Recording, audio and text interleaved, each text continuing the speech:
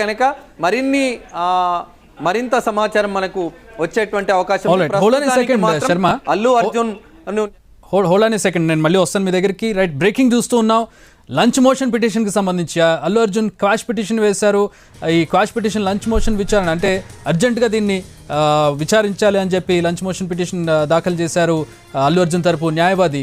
మధ్యాహ్నం 2:30కు దీనికి సంబంధించిన విచారణ చేస్తామని చెప్పి హైకోర్టు తెలియజేసింది.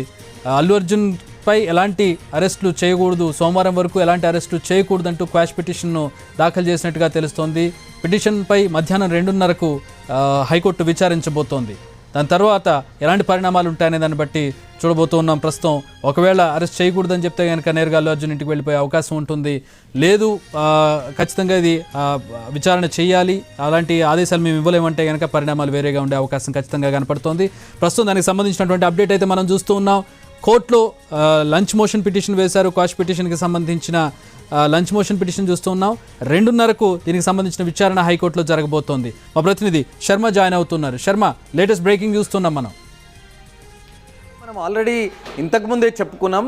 ఆల్రెడీ అతను ఒక క్వాష్ పిటిషన్ అలాగే యాంటిసిపేటరీ బెయిల్ పిటిషన్ రెండు కూడా గతంలో ఆ పుష్ప 2 సినిమా రిలీజ్ తర్వాత జరిగినటువంటి పరిణామాలపైన చిక్కడపల్లి పోలీసులు ఏదైతే కేసు నమోదు చేశారో ఆ కేసును క్వాష్ చేయాలని ఒక పిటిషన్, మరొకటి యాంటిసిపేటరీ బెయిల్ పిటిషన్ కూడా రెండు దాఖలు చేశారు. కానీ నిన్న కూడా విచారణ జరగాల్సి ఉంది, కానీ ఐటమ్ రీచ్ కాకపోవడంతో వాయిదా పడింది. మళ్ళీ ఇవాళ ఈ అరెస్ట్ తర్వాత జరిగినటువంటి పరిణామాల నేపథ్యంలోనే ఈ లంచ్ మోషన్ పిటిషన్ ఉదయం దాఖలైంది. దానికి సంబంధించి మధ్యాహ్నం విచారణ జరిగేటువంటి అవకాశం ఉంది కానీ అరెస్టు చేయకూడదంటూ అందులో పేర్కొన్నారు కాబట్టి ఇప్పటికే అరెస్ట్ అయ్యాడు. మరి జరిగినటువంటి పరిణామాల పైన హైకోర్టు ఏ విధంగా రియాక్ట్ అవుతుందనేటువంటిది ఒకటి చూడాల్సి ఉంది. మరి హైకోర్టు విచారణ సందర్భంగా వచ్చేటువంటి అక్కడ జరిగేటువంటి విచారణ కానీ ఆ తర్వాత కోర్టు చెప్పేటువంటి అంశం కానీ మనం చూడాల్సి ఉంది. ఇది చాలా కీలకమైనటువంటి పరిణామం. మధ్యాహ్నం 2:30కు కోర్టులో విచారించేటువంటి సందర్భంలో ఏ అంశాలు వెలుగులోకి వస్తాయనేటువంటిది కూడా మనం చూడాల్సి ఉంది. చక్రి, రైట్, అంటే ఇప్పుడు ఈ కేసులకు సంబంధించి ప్రధానంగా చూసినట్లయితే అంటే ఇప్పుడు క్వాష్ పిటిషన్కి సంబంధించి చూస్తూ ఉన్నాం. మధ్యాహ్నం విచారణకు రాబోతోంది. ప్రధానమైనటువంటి కేసును విచారించే అవకాశం ఉందా ఈ సందర్భంలో, లేదంటే కేవలం అరెస్టుకు సంబంధించో లేకపోతే క్వాష్ చేయడానికి సంబంధించి విచారించే అవకాశం ఉందా? ఎట్లా ఉండబోతుంది? అరెస్ట్ అయ్యారు కాబట్టి ఉదయం చిక్కడపల్లి పోలీసులని అతన్ని అరెస్ట్ చేశారు.